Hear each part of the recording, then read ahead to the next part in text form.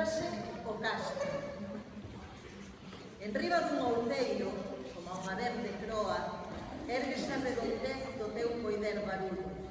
E na noite fechada, dentro de ti resoa o rumor belicoso dun exército rudo.